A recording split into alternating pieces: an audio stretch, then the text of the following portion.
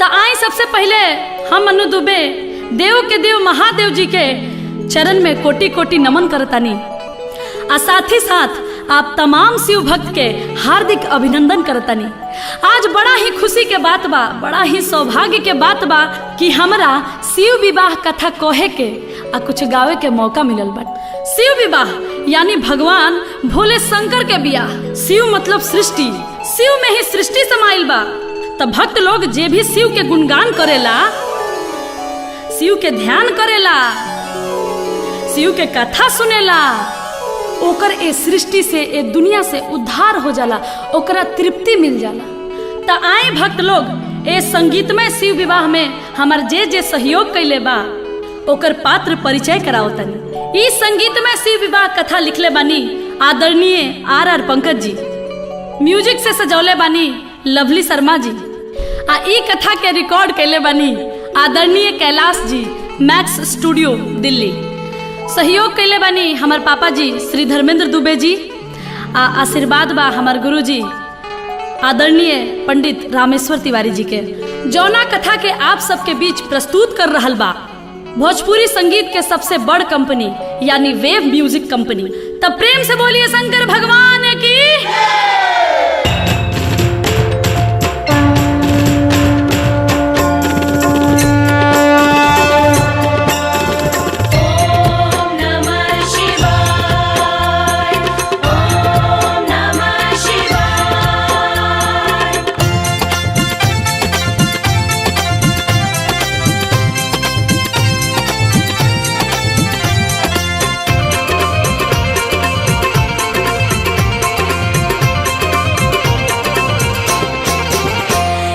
छोटी सी लड़की पार्वती शिव शंकर पूजा करती थी।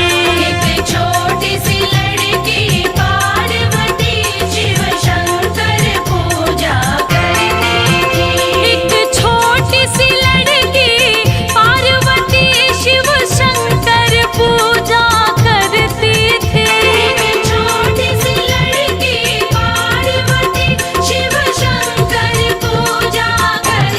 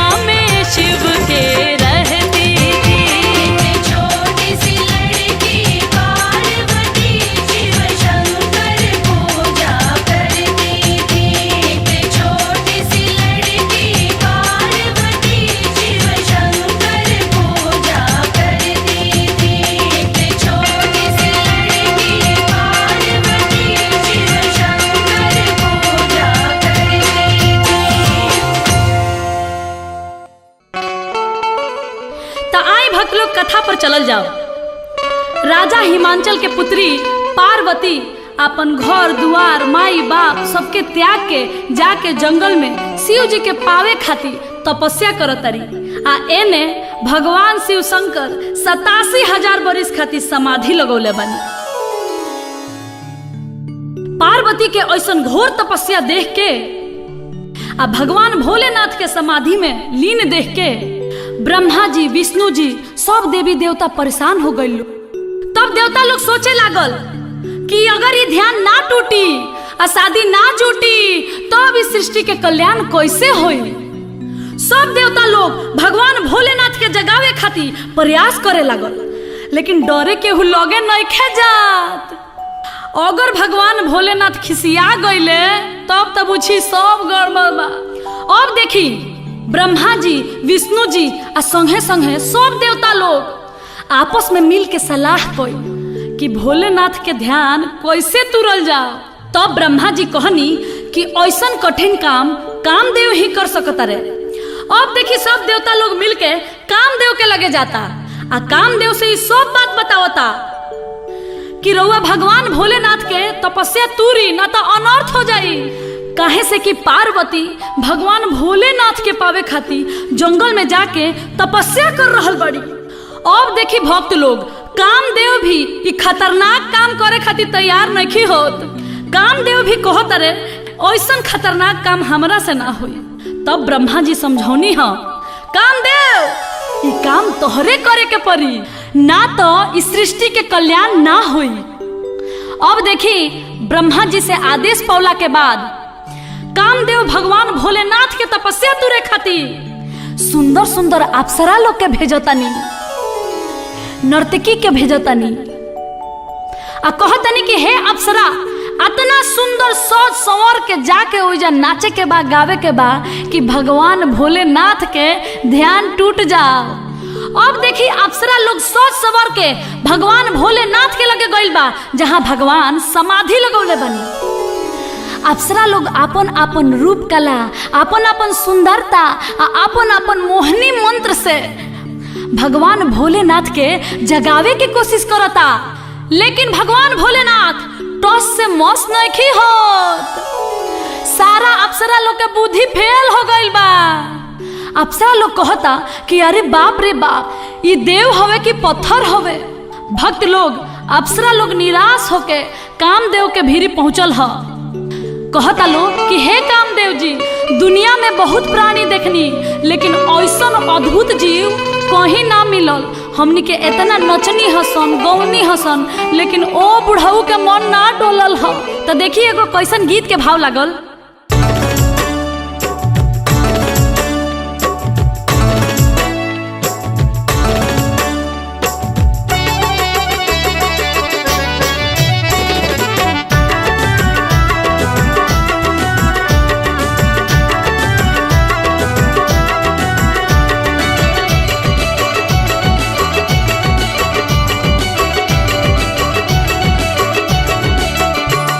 जगाए हारी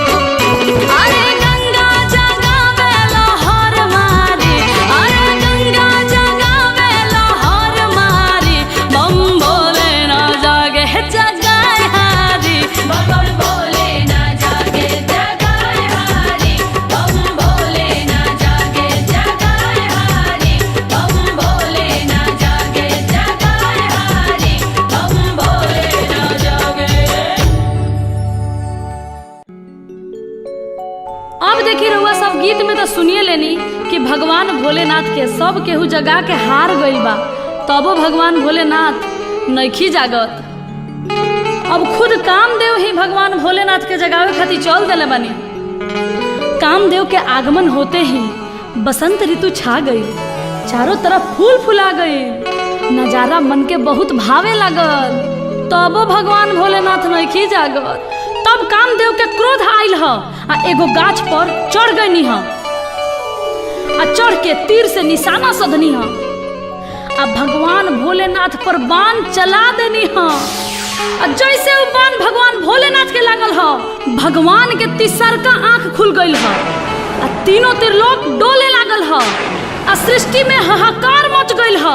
जैसे ही भगवान भोलेनाथ के तिसरका आंख के पहिलका ज्योति कामदेव पर पड़ल, कामदेव ओही जा जर के राख हो गई हन, भस्म हो गई हन। अब देखी भगवान भोलेनाथ समाधि से जाग गई बने। अब देवता लोग पहुंचल ह भगवान भोलेनाथ के दरबार में। भगवान भोलेनाथ कहतनी कि का बात बा, आज रउआ सब है यहाँ। देवता लोग कहल ह रउआ के पावे खातिर पार्वती जंगल में तपस्या कर रहल बाड़ी, उ रउआ से बियाह कइल चाहतारी। तब देखी एजा एगो कवि के बड़ा बढ़िया एगो भाव लागल बाटे। देवता लोग कहता कि भोले बाबा करी अब बियाह, सलाह सब देवता के मानी। भोले बाबा ई सब बात सुन के ठठा के हंसे लगनी। बियाह हमरा जैसन गजेड़ी भंगेड़ी से बियाह के करी? अरे के हमर भांग पीसी आ के हमरा जोरे टूटही पलानी में गुजारा करी? के हमरा जोरे कैलाश पर रही? के हमरा संगे जंगल में रही? अरे हमरा से केहू बियाह ना कर सकेला। हे देवगण, आप सब हमरा के मत भरमाई। देवता लोग कहल ना प्रभु ना, रउआ बियाह करे के पड़ी, पार्वती रउए से बियाह करी है। भगवान भोलेनाथ के देवता लोग के बात पर भरोसा ना भइल। तब भगवान भोलेनाथ सप्त ऋषि लोग के बोलौले आ कहतनी हमरा खातिर पार्वती जी जंगल में जाके तपस्या करतारी, तनी जाके तू लोगिन पता कर लोगिन तो कि सही में उ हमरा के चाहतारी कि ना। आ जाके उजा हमार जेतना शिकायत बा सब जाके उजा कह देवे के बा, कैसहू हमार बियाह काट देवे के बा।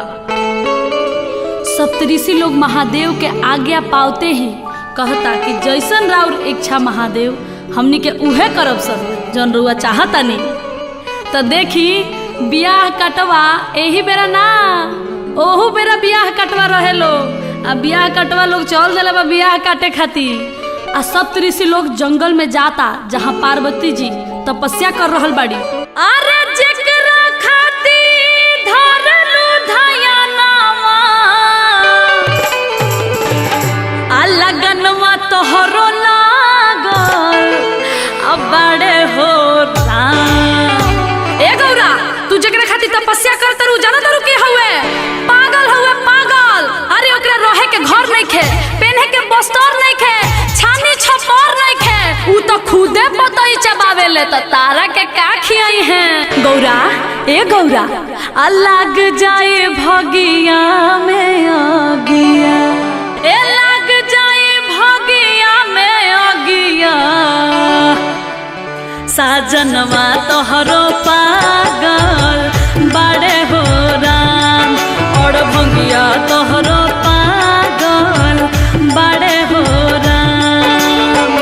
जेकरा खातिर धरलू धयानावा, लगनवा तोहरो लागल बड़े हो राम। जेकरा खातिर धरलू धयानावा, लगनवा गौरा लागल बड़े हो राम।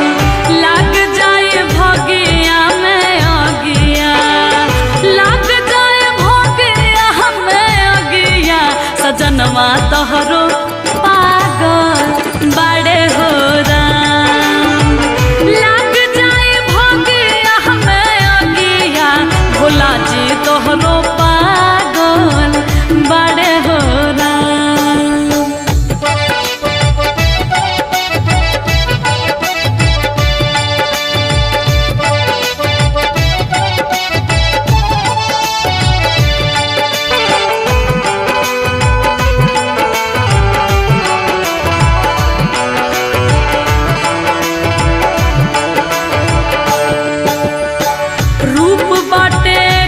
कुछ करिया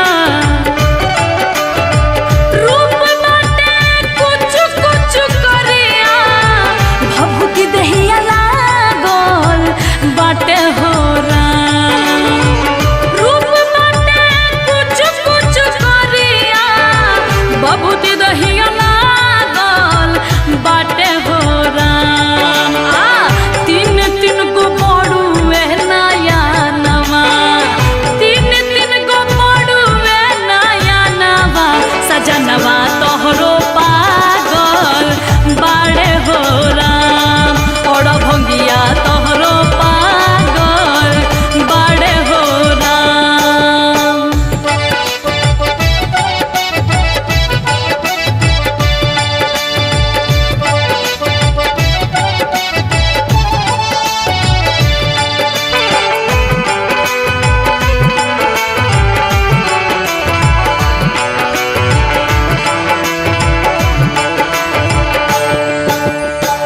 गरवा में झूले विष धारवा गरवा में झूले विष धारवा तो जब रूप साजल बड़े हो राम गरवा में झूले जगरवा तो जब रूप साजल बड़े हो राम बैला पला गल सनवा बसहा पला गल सनवा सजनवा तोहरो पागल बाड़े हो राम और भंगिया तोहरो पागल बाड़े हो राम। दू जना बियाह काट के थाक गइलो तब तीसरकू जना आगे आवता रे हटो लोगिन ई काम तारा लोगिन से ना होई ई हम ही करम। तब देखी तीसरकू जना का कहता रे कि पार्वती आँख खोलो आँख ना तो तहर जिंदगी नरक हो जाई नरक आ का उ बौराह के फेरा में पड़ल बाड़ू। पार्वती के समझावे लगले कि बर बीसम बीसम बीसा आ बर ताके एके दिशा बर के घर में चांद सूरज के ज्योति आ बर पेन्ही ना पियरी धोती। अरे बुझला एकरा मतलब का होला कि बर बीसम बीसम बीसा यानी 20 आ 20-60 बरिस के लइका बा आ बर ताके एके दिशा एके कोर ताके ले कंडेर बाड़े बुझली ह आ बर के घर में चांद सूरज के ज्योति डायरेक्ट सूरज भगवान के ज्योति आवेला घर दुआर नहीं खे पर्वत पहाड़ पर रहे के पड़ी आ बर के घर में चांद सूरज के ज्योति आ बर पेन्ही ना पियरी धोती बर पियरी धोती ना पहनी है और उनका डरे से बुझा कि मिर्गा छला ह। अरे समझ लू गौरा अरे तू राजा महाराजा के बेटी हो तू कोनो राजकुमार से बियाह कर तू आ का है बुढ़ऊ के फेरा में पड़ल बाड़ू। ई सब सुनला के बाद गौरा जी से बर्दाश्त ना भइल शंकर जी के शिकायत। तब कहतरी कि सुनी सदा मुनि रउआ सबके इज्जदाल ना गली रउआ सब टरी आ अपन अपन घर धरी हम करब उहे गजेड़िए से बियाह उहे जोगिया से बियाह करब।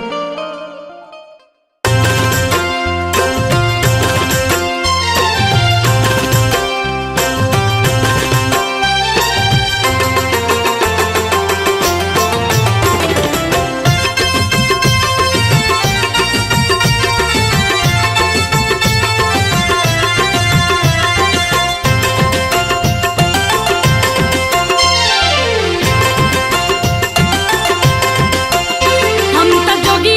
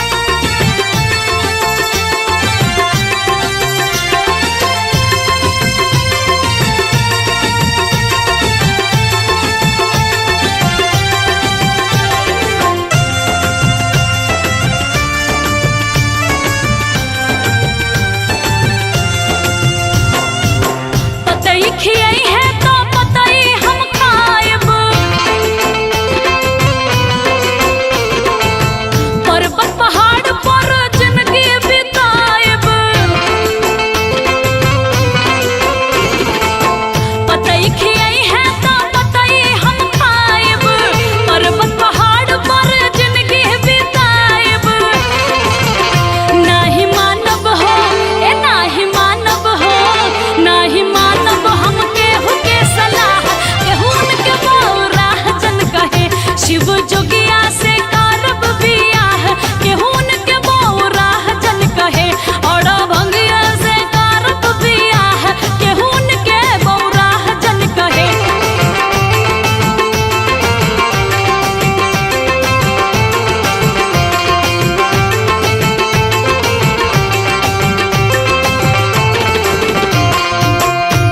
ई सब सुनला के बाद सब ऋषि लोग बूझ गइल कि ई बियाह हमनी से त ना कटी।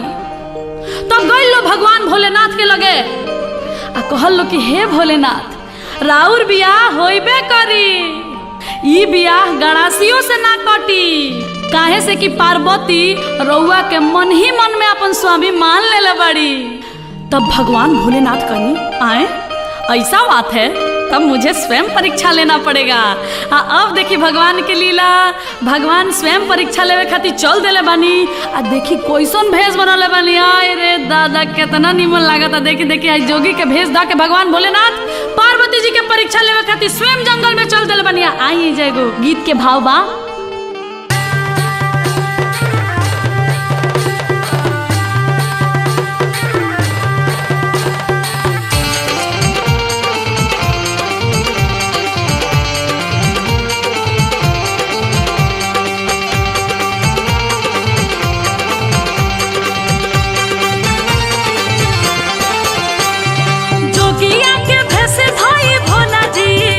चल भइले बनवा, जोगिया के भेष धाई भोले बाबा चल भइले बनवा। ए जहाँ पार्वती पूजे शिव के धई के ध्यानवा, ए जहाँ पार्वती पूजे शिव के धई के ध्यानवा।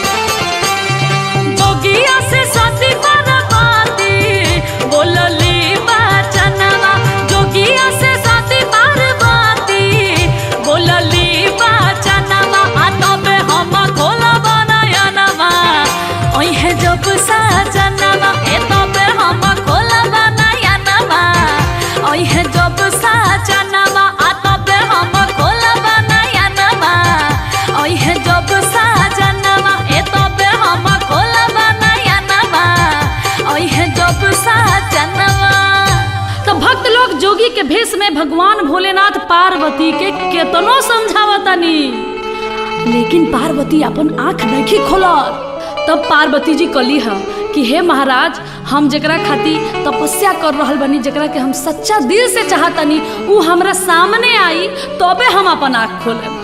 पार्वती के वचन सुन के भगवान भोलेनाथ भाव विभोर हो गई है। तब कहतनी देवी आँख खोला, तू जेकरा के चाहतारू उ तेरा सामने साक्षात खड़ा बा। तब पार्वती आँख खोल ली है। आँख खोलते ही भगवान भोलेनाथ के साक्षात दर्शन पाके पार्वती धन्य हो गईली, भाव विभोर हो गईली। आ देखी भक्त लोग एजा शिव पार्वती के पहला मिलन होता। पार्वती भगवान भोलेनाथ के चरण में लिपट गईली, रूप निहारे लगली आ कहे लगली कि कैसे लोग रुआ के कहत रहे कि रुआ बौराह बानी, रुआ तो तीनों त्रिलोक से सुंदर बानी। तब देखी कवि के कैसन भाव लागता।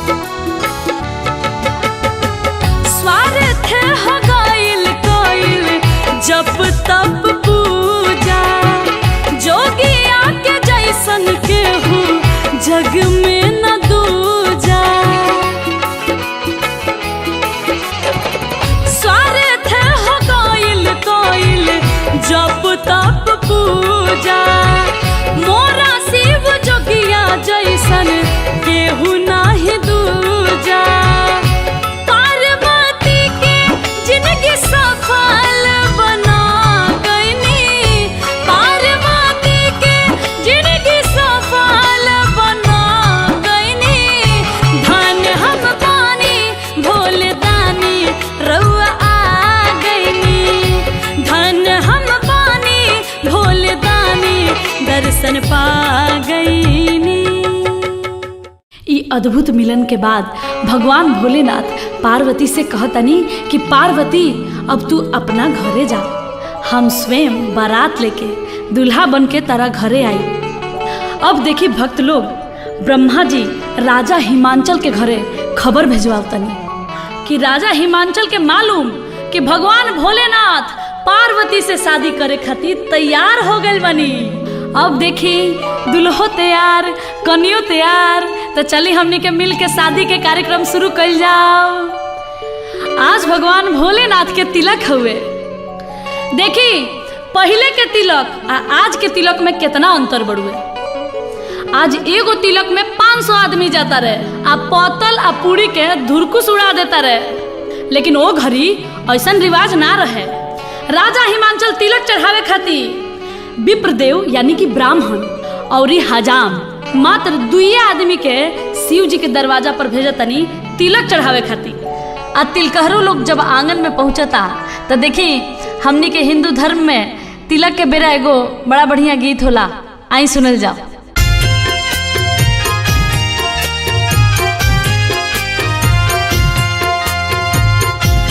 देखी भगवान भोलेनाथ के तिलक चढ़ रहल बा, मंगल गीत गूंज रहल बा।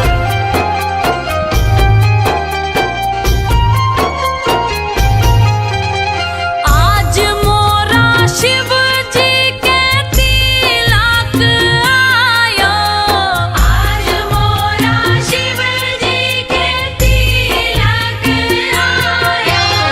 पर्वत पर बाजेला बाधाई रे माई, शोभा बरनी न जाई। पर्वत पर बजेला बधाई रे माई, शोभा बरनी न जाई। गैया के गोबरा से अंगना लिपायो, गैया के गोबरा से अंगना लिपायो। अब गजमती चौका पुराई रे माई, शोभा बरनी न जाई। गजमती चौका पुराई रे माई, शोभा बरनी न जाई।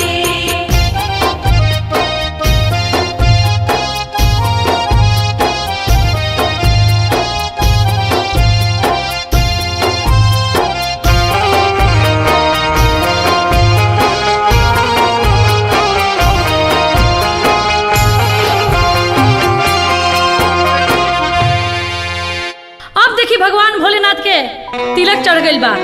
आ तिलक चढ़ला के बाद हमने की यहाँ धान हल्दी बटाला। आ जब धान हल्दी बटा गई तब तिलकहरू लोग के विदाई से पहले हमने की यहाँ भोजन करावल जाला। आ जब तिलकहरू लोग भोजन करे खातिर बैठेला तब हमने की यहाँ माई बहिन चाची लोग मिल के जेवनार गावे। तो शिव जी के तिलक में भी देखी सब ऋषि लोग के औरत लोग मिल के जेवनार गावता। उ कैसे? ए सखी गावा गावा, गीत गावा लो।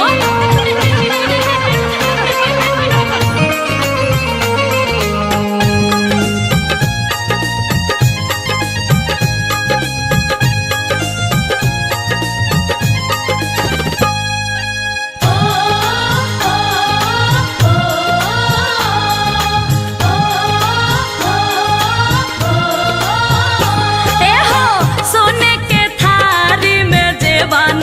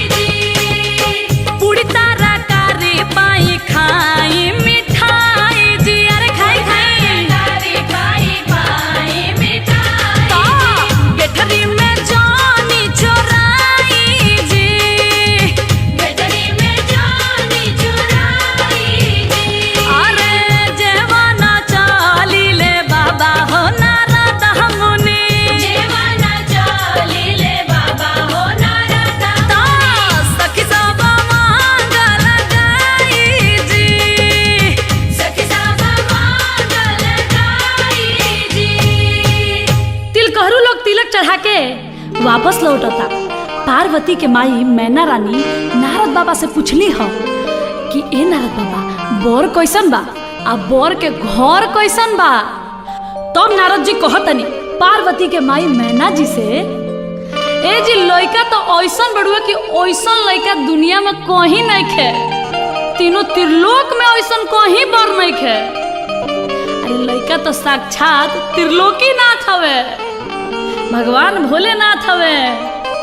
अरे ओहे तो मड़वा में अजोर हो जाई आ गांव नगर में शोर हो जाई आ देख के पूरा लोग विभोर हो जाई। आ घर के बारे में तो पूछबे मत करी, माने कि सब केहू उनके घर में रहेला।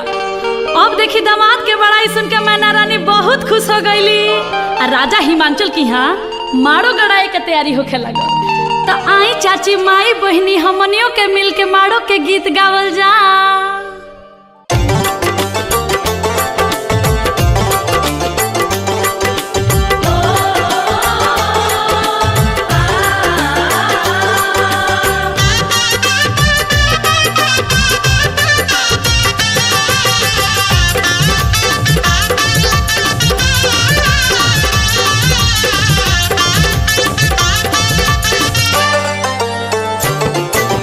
हरे हरे बसवा कटई हाय हिमांचल बाबा, हरे हरे बसवा कटई हाय हिमांचल बाबा। ऊंचे ऊंचे मड़ावा छवई हाँ हो, ऊंचे ऊंचे मड़वा छवई हो। ऊंचे रे मड़ौआ में बैठी है गौरा बेटी। चिरे मड़उआ में बैठी है गौरा बेटी। साजन लोग छेकी है दुआर हो, साजन लोग छेकी है दुआर हो।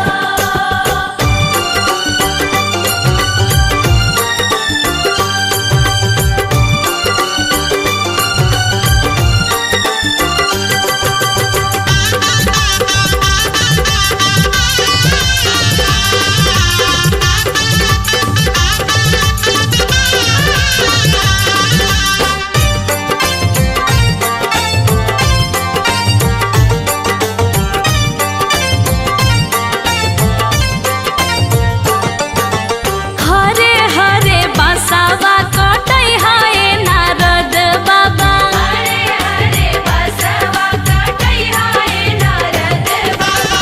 ऊंचे ऊंचे मड़ावा छवई हो, ऊंचे ऊंचे मड़वा छवई हो।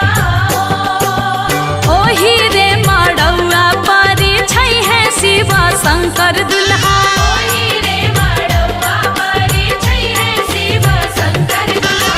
गौरा संगे होई है बियाह हो, गौरा संगे होई है बियाह हो।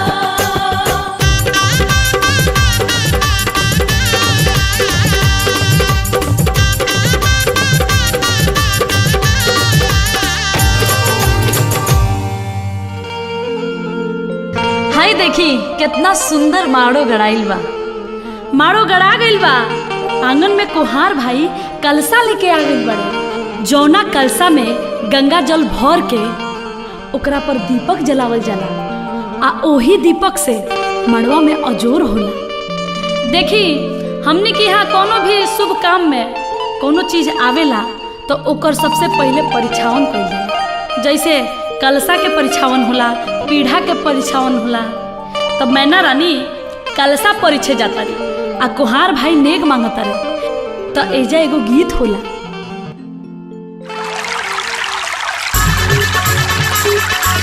ए चाची नेग निकाली नेग।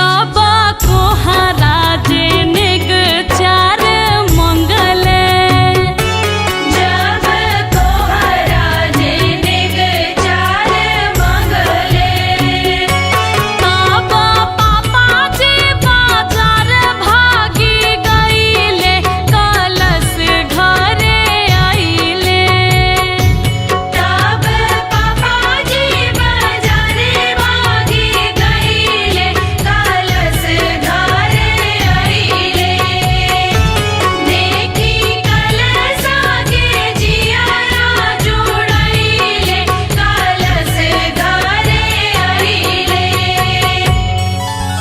अब देखी माटी कोड़ाए यानी मटकोर के समय आ गइल बा।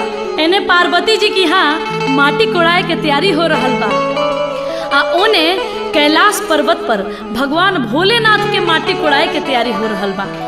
तो देखी एने भगवान भोलेनाथ की यहाँ उहे दिशा में माटी कोड़ाता जौना दिशा से भगवान भोलेनाथ के बारात हिमांचल राजा के द्वार पर जाई। आ देखी एने पार्वती जी की यहाँ भी माटी कोड़ाए के तैयारी हो रहल बा आ सखी सहेली लोग मिल के माटी कोड़े जाता उहे दिशा में जौना दिशा से भगवान भोलेनाथ के बारात द्वार पर आई। तो आई परंपरा के अनुसार सुनल जाओ एगो मटकोर के गीत।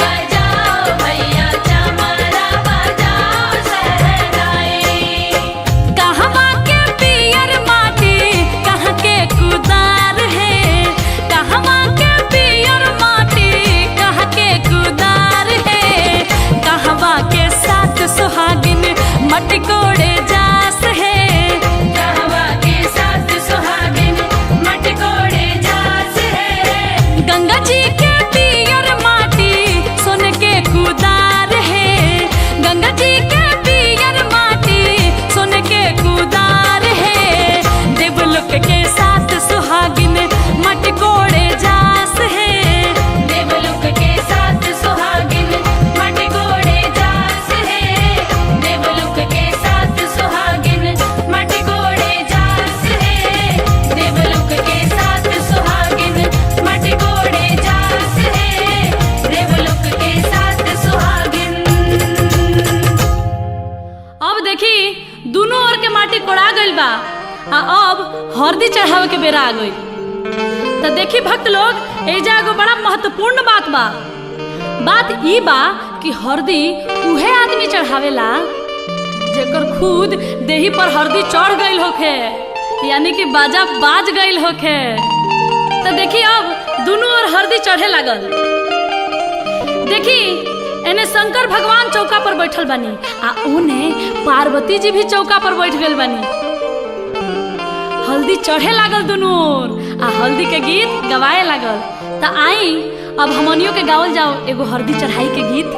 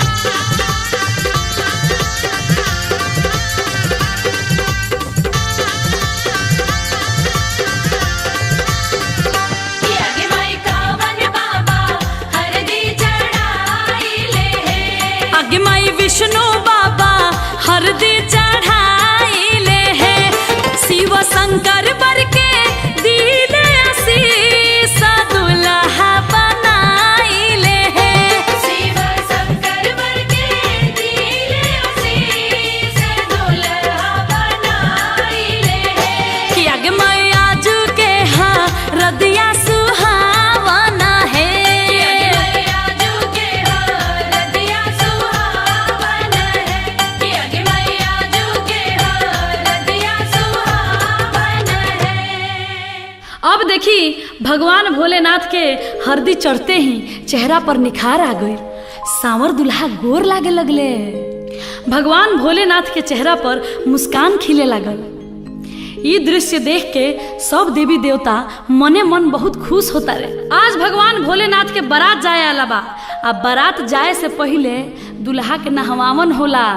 तो देखी भगवान भोलेनाथ के भी नहवावन हो रहल बा। तो हमनी के यहाँ नहवावन पर एगो बड़ा नीमन गीत गावल जाला। तो आई सुनल जाओ एगो गीत। आगे माई बड़े बड़े बूंदावा परेला गाना आगे माई भोला भंगिया नहाले आंगना आगे माई आई छेलिया वाइन जवाइन कवना माना उनकर नजरी उतारेली सात सोहागिन ना। अब देखी भगवान भोलेनाथ ससुरारी जाए खातिर तैयार होके लगनी, सजे लगनी। कैसे श्रृंगार करतनी भगवान भोलेनाथ? गंगा का पार पर यानी कि जटा में गंगा, चंदा लीलार पर यानी कि लीलार पर चंद्रमा सजले बनी, कान में कुंडल के जगह बिच्छी झूलतिया, आ गर्दन में सांप के माला, देही में भभूत रमौले बानी, एक हाथ में त्रिशूल आ दोसर का हाथ में डमरू लेले बानी। आ बोर के पोशाक ना देखी, कमर में मिर्ग छाला लपेटले बानी। भोलेनाथ सज धज के अब चौका पर नहछो खाती बैठतानी। तो देखी एगो गीत कैसे बा। नोहा काटू नौआ रे अंगूरी जानी कटी है रे बढ़िया से नोहा नाही कटबे जे तोरा नेग नहीं मिली है रे। अब देखी भगवान भोलेनाथ के वही चौका पर चुमावन भइल ह। भगवान भोलेनाथ बसहा पर सवार होके बारात लेके निकलतानी। बसहा खुशी से झूम रहल बड़े। भगवान भोलेनाथ के बरियात जाए खातिर तीनों त्रिलोक के कोना कोना से अद्भुत अद्भुत जीव जंतु प्राणी आइल बड़े। देवता लोग के अलग दल बा, अब भूत पिचास के अलग दल बा, हकनी डाकनी डाइन के अलगे दल बा, आ जीव जंतु के अलग दल बा। भगवान भोलेनाथ के संगे सभे मतवाला हो गइल बा। आ देखी बारात में के बाजा बजावता आ के डांस करता, हाड़ा बिरनी आ भुनुर भुनुर क के सहनाई बजावता, आ सांप अलगे फफकार मारता, आ भूत बताल अलगे नाचता रे अपना धुन में। आ कोनो के गोड़ बा तो हई देखी, कोनो के मुड़िए नइखे, आ कोनो के भर देही गोड़े बा, कोनो के एको गो आँख नइखे, आ तो कोनो के भर देही बुझी की आँखे बा। अब भगवान भोलेनाथ के बारात जौना रास्ता से जाता बुझी की रास्ता क्लियर बा, एको गो ट्रैफिक नइखे मिलत। हई ना देखी जौना रास्ता से ई बारात जाता वो रास्ता के लोग अपना घर में लुका जाता। दादा रे दादा आज जान बाची की ना। ई बारात के रास्ता में जौन भी मेहरारू लड़की देखतारी ऊ कहतारी कि हे भगवान कौन बाछी के करम फूटल है, ई बारात के करा यहाँ जाई, ई दुल्हा के कर हूँ। तो देखी भगवान भोलेनाथ के बारात कैसे गावत बजावत जाता, आ लोग देख के का कहता।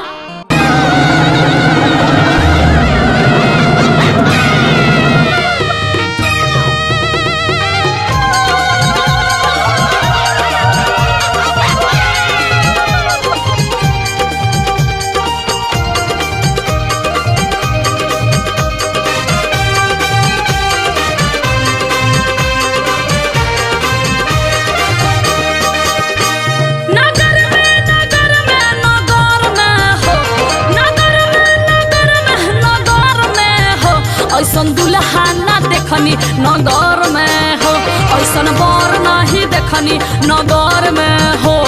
नगर में नगर में नगर में हो, नगर में नगर में नगर में हो, ऐसन बर नहीं देखनी नगर में हो, ऐसन दुल्हा न देखनी नगर में हो।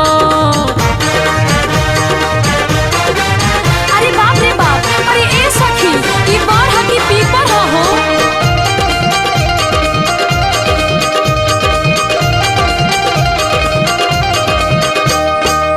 भूत बैताल संगे दुल्हा भी नाचे, केहू भी नाच केहू के भर दही आके।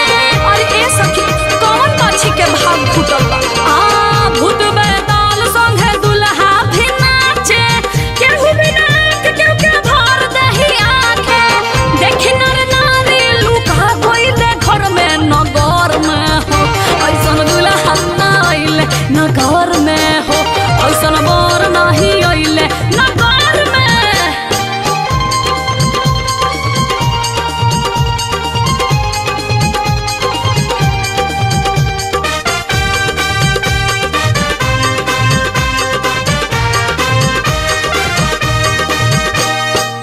हड्डा अबिरनी बजावे सहनाई, टूड़िया लगा के बिछी नाचे रमाई। अरे ए सखी कौन पक्षी के भाग फूटल बा। हड्डा अबिरनी बजावे सहनाई, टूड़िया लगा के बिछी नाचे रमाई। झूले जगरवा हो बरवा के घर में नगर में हो, ऐसन दुल्हा ना देखनी नगर में हो, ऐसन बर नहीं देखनी नगर में हो। देखिए गावत बजावत ये अलबेला दुल्हा के अद्भुत बारात राजा हिमांचल के नगरी में प्रवेश करता। एने राजा हिमांचल जी बारात के स्वागत के तैयारी कर रहल बानी। दुआरे बारात लागे के तैयारी हो रहल बा। पार्वती जी के सखी सहेली लोग बारात के स्वागत में गीत गावता।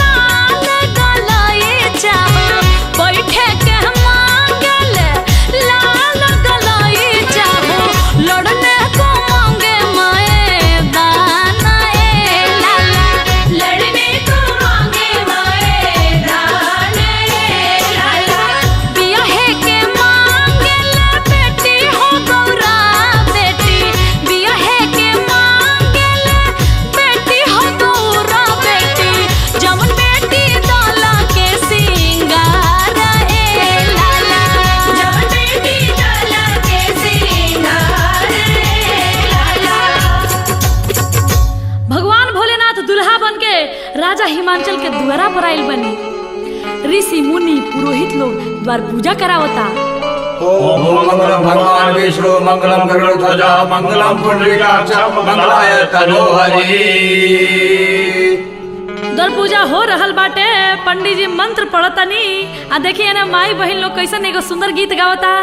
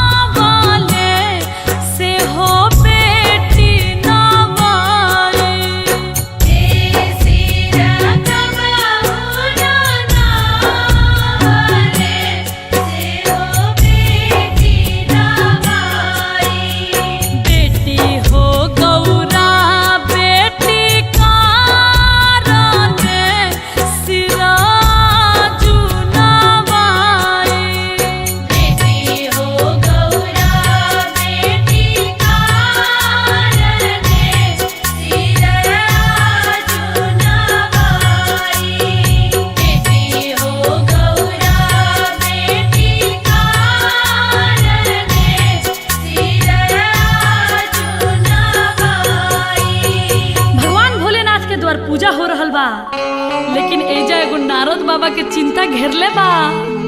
चिंता उ बा कि मैना रानी से दुल्हा के खूब बड़ाई कइले बड़े, आ उहे दुल्हा अपन बियाह करे खातिर असली भेष में आइल बा। देखी अब पार्वती के गुरहथी के बेरा आ गइल बा। भसुर मड़वा में जाता रे गुरहथी खातिर, आ राजा हिमांचल के आंगना में पार्वती के सखी सहेली लोग जुटल बा। तो देखी वही में एगो सखी कहता रे, ए सखी ई भसुर ऐसन बा तो दुल्हा कैसन होई? ए दादा कहीं गौरा के दुल्हा बौराह नइखे नु। गुरहथी शुरू बा। तब पंडित जी भसुर के हाथ में मंत्र पढ़ के अक्षत देता रे चढ़ावे खातिर। तो है ना देखी भसुर का करता रे। तब सखी सहेली लोग कैसे गीत गावता।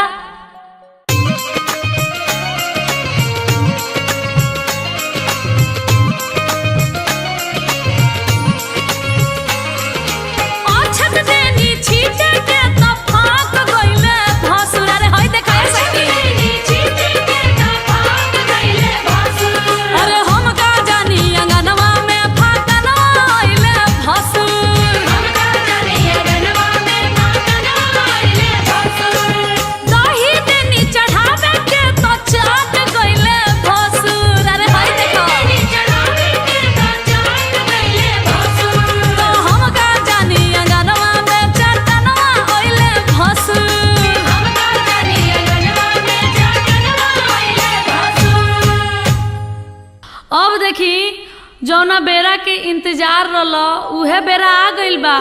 लीलरा पर विध के टाकी बा, कुछ बीत गइल कुछ बाकी बा।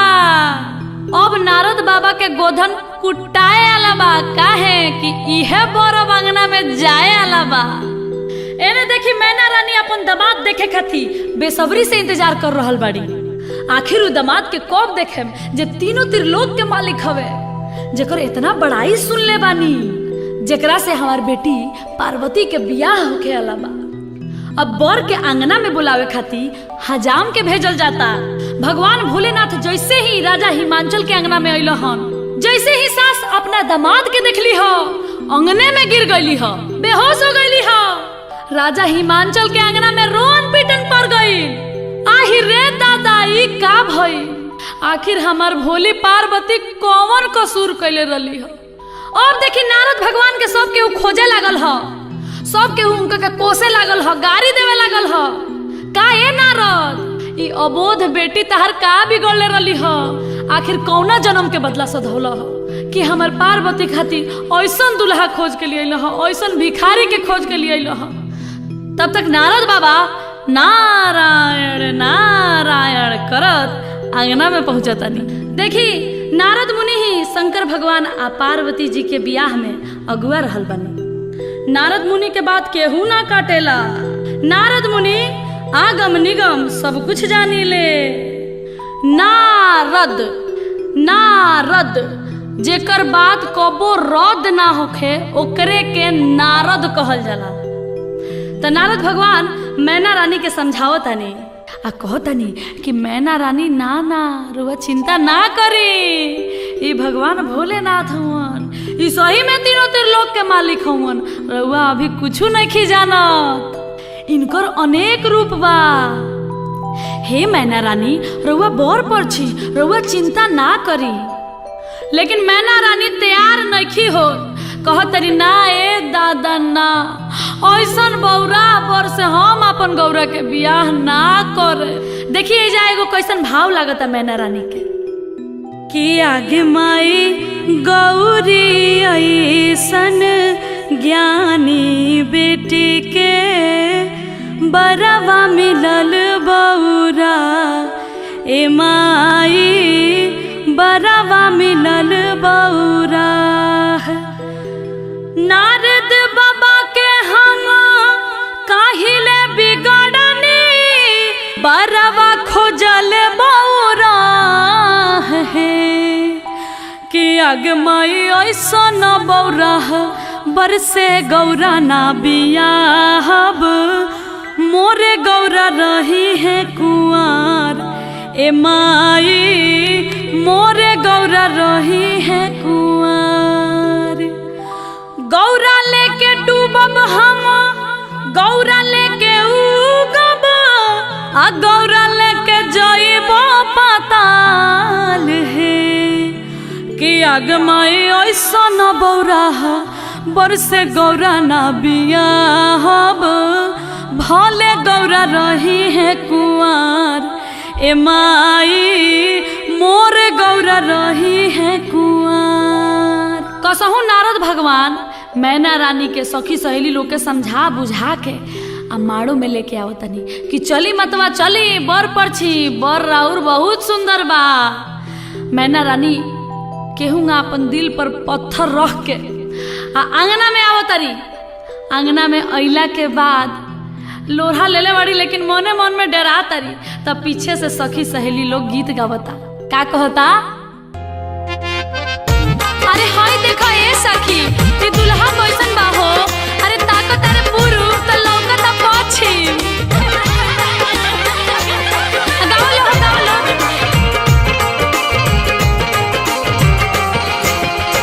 चलनी के चालल दुल्हा सुप के फटकारल है चलनी के चालल दुल्हा सुप के फटकारल है दिया का के लागल बर अंगना बाजा बाजल है दिया का के लागल बर अंगना बाजा बाजल है सासू के आँखिया में लगल मधुमक्खिया है सासू के आँखिया में लगल मधुमक्खिया है कैसे में मोरी छपदा मदला बेलवा है कैसे में परी छबदा मदल बेलवा है कैसे में परी छबदा।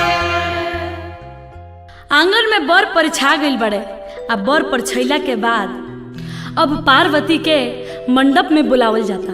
तो देखिए एगो एजा गीत होला उ गीत ऐसन होला कि सुनते ही हर बाप के करेज फटे लगेला जे बेटी के इतना छोट से पढ़ा लिखा के पोस पाल के सयान कइले बा उ बेटी आज पराया होके जा रहल बाड़ी।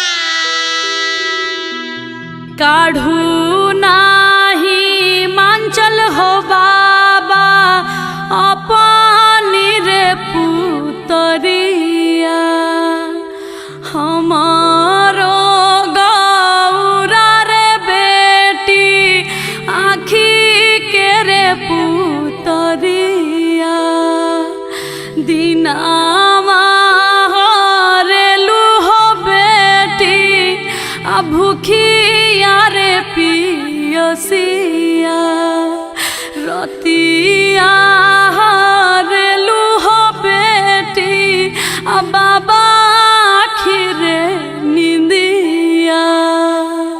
पार्वती के मंडप में बुलावल जाता। कन्यादान और उस शादी के कार्यक्रम अब आगे बढ़ावल जाता। मंडप में एक तरफ शंकर भगवान बैठल बानी बीच में कलसा बा आ दूसरा तरफ पार्वती जी बैठल बानी। तब पार्वती जी मने मन शंकर भगवान से निहोरा करतनी कि हे शंकर भगवान हे भोलेनाथ रउआ तीनों त्रिलोक के मालिक हई रउआ इतना सुंदर तीनों त्रिलोक में केहू नहीं खे तब राउर शिकायत हमरा यहाँ होता हमरा तनको नीमन नहीं खे लागे। प्रभु कुछ विचार करी आपन भेष के बदली।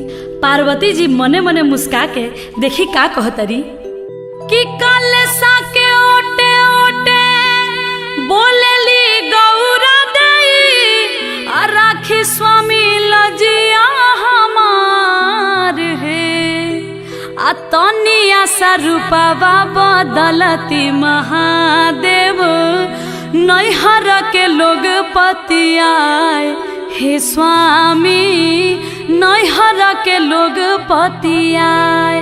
अब देखी कैसे चमत्कार होता कि अतने में रूपवा बदलनी महादेव चांदनियन चमके लीलार ए माई दुल्हा सुंदर सुकुमार। देखी पार्वती जी के विनती सुनते ही भगवान शिव शंकर भोलेनाथ अपन रूप बदल दिले बानी।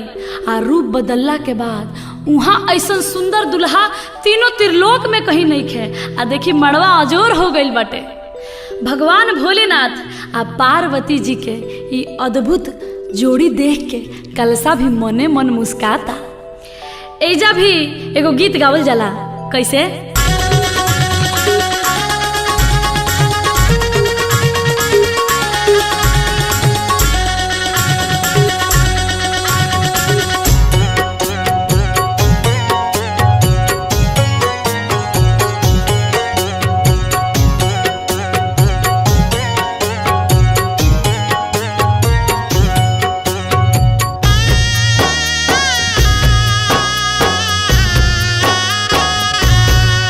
देखी हंसला कलसवा तका देखी चौमुख है।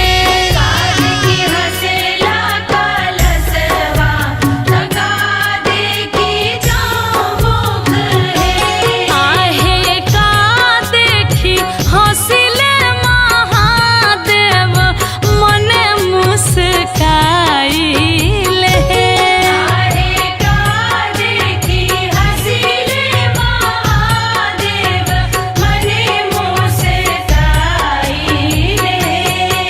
देखी हंसला कलसवा कलश देखी चौमुख है।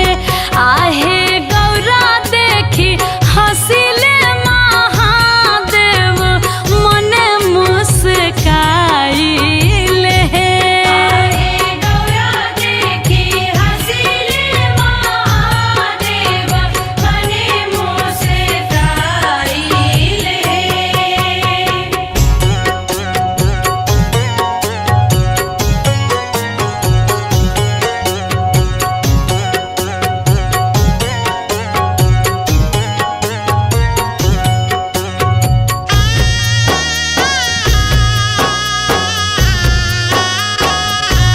नाची आइले नाची जाइले डमरू बजाइले नाची आइले नाची जाइले डमरू बजाइले।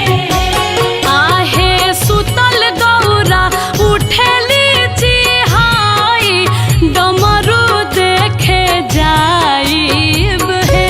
आहे सुतल गौरा उठेली चिहाई डमरू देखे जाइब हे।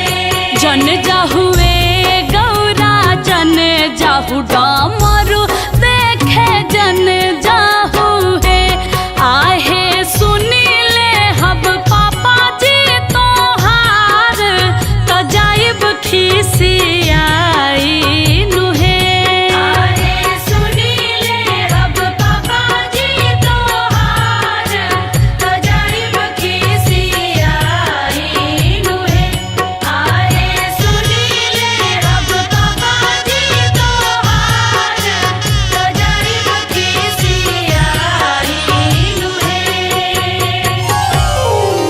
अब दानों में महादान यानी कि कन्यादान के समय आ गई। कन्यादान ऐसा समय है जौना के देख के काठों के करेजा रोवे लागेला, पत्थरों के दिल पिघल जाला। आंगन में सभे भाव विभोर हो गइल बाटे, सबके करेजा फाटता, सबे डहक डहक के रोता। राजा हिमांचल पार्वती जी के अपना जांघा पर बैठल बानी। आज पार्वती पराया हो रहल बाड़ी। आज पार्वती के कन्यादान हो रहल बा। मन ही मन राजा हिमांचल कुहुक कुहुक के रोतनी। मैना जी के आंख से आंसू के धार बह रहल बा। आज बेटी पराया हो रहल बड़ी।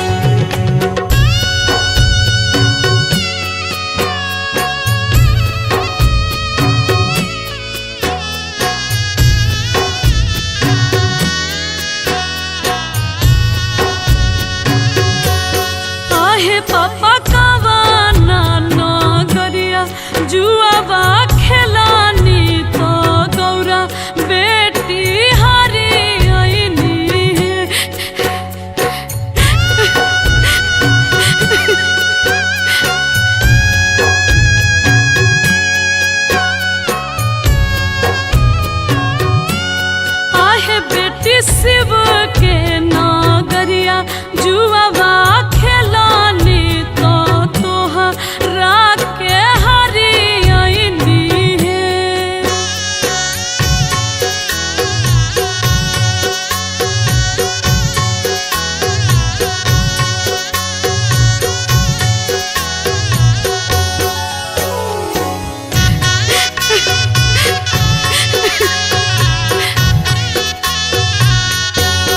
आहे पापा पुतावा पतोहिया काहे ना हरानी तो हमारा के हरियनी है।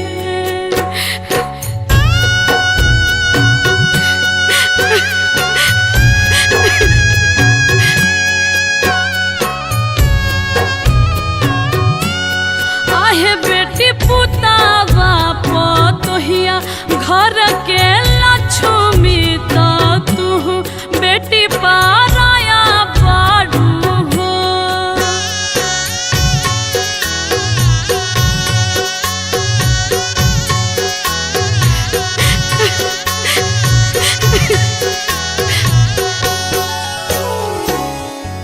देखी कन्यादान महादान होवे। ई सौभाग्य जेकरा प्राप्त होला ओकरा मुक्ति मिल जाला। तब भक्त लोग हम भी रउआ सबसे निहोरा कर रहल बानी कि कन्यादान रउआ सब भी जरूर करब। अगर आपन बेटी ना होखे त केहू पराया के बेटी, केहू गरीब के बेटी, आपन भतीजी आ ना होखो तो आपन भगनी के कन्यादान जरूर करे के चाही। यही से मनुष्य के जीवन सफल होला। आई हमनी के परंपरा के अनुसार एगो औरी कन्यादान के गीत होला, ओकरा के सुन लिहल जाओ।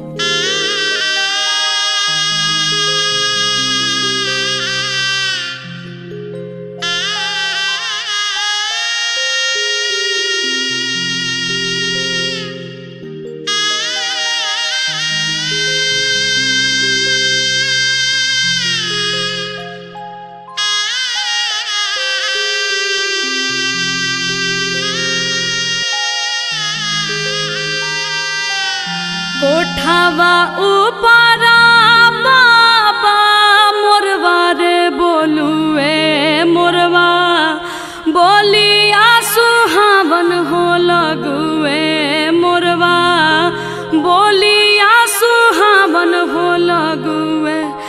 आजू के रतिया बाबा जागल हो रही हो। आजू घरवा चोरिया हो जाई है। आजू घरवा चोरिया हो जाई है। सबरे संपत्तिया बाबा बाची रे जाई है। गौरा बेटी चोरिया हो जाई है। गौरा बेटी चोरिया हो जाई है। दुआरा पाए बेटी चौकी दरबारे रखब। आंगना में सिपहिया हो रखब। घरवा भीतर हमहू जागल हो रहब। से हो बेटी बाची रे जाई है। से हो बेटी बाची रे जाई है। दुआरा के चौकी दरवा बाबा सुती रे जाई है।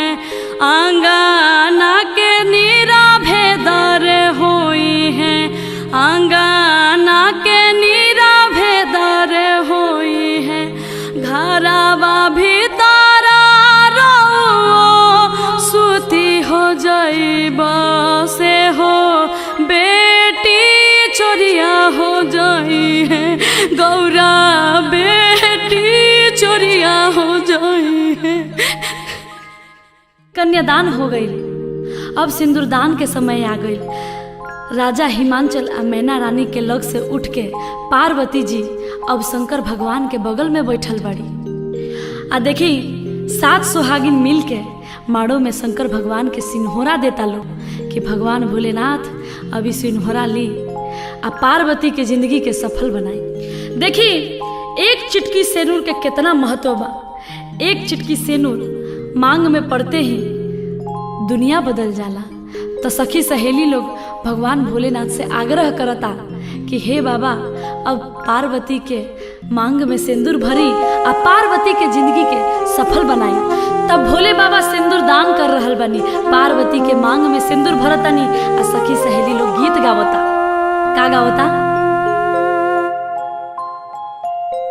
हटिया के सिनुरा महंग भइले बाबा, चुनरी भइलन मोल है, चुटकी भर सिनुरा के कारण ये बाबा छोड़ी ले नगर तुहार है। हटिया के सिनुरा मांगाइब मोरे बेटी, चुनरी मांगाइब अनमोल है, चुटकी भर सिनुर के कारण ये बेटी छोड़ेलू नगर हमार है, छोड़ेलू नगर हमार है। अब भगवान भोलेनाथ और पार्वती जी के इज्जत शादी संपन्न हो गई। तब प्रेम से बोलिए शंकर पार्वती की हरा हरा महादेव। अब देखिए शादी के बाद दुल्हा दुल्हन के आशीष दिहल जाता, यानी कि चुमावन हो रहल बा।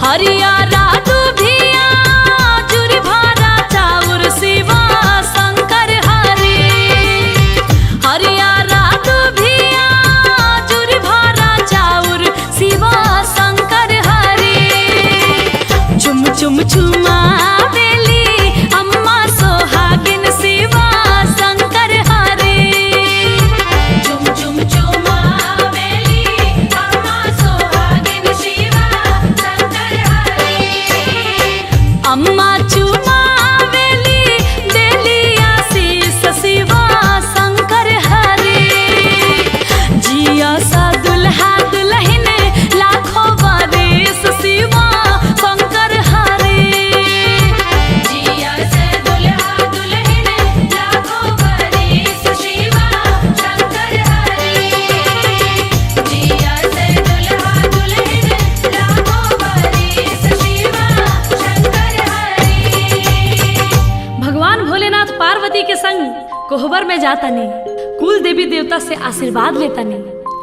अब भगवान भोलेनाथ के संग है पार्वती नैहर नगरी छोड़ के ससुराल जा रहल बड़ी।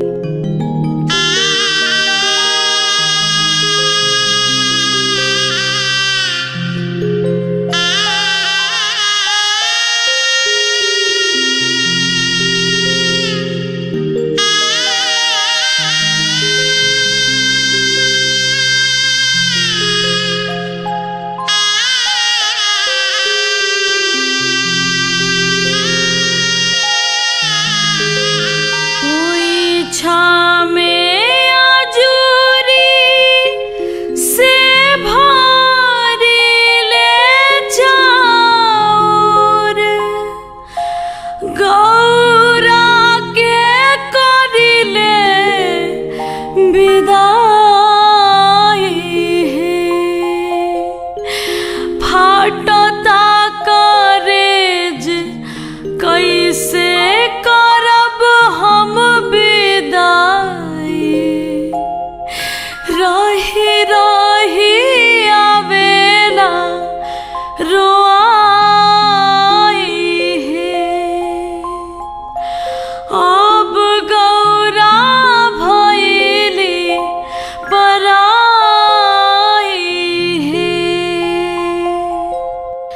सभी शिव भक्त लोग शिव जी के बियाह संपन्न भइल।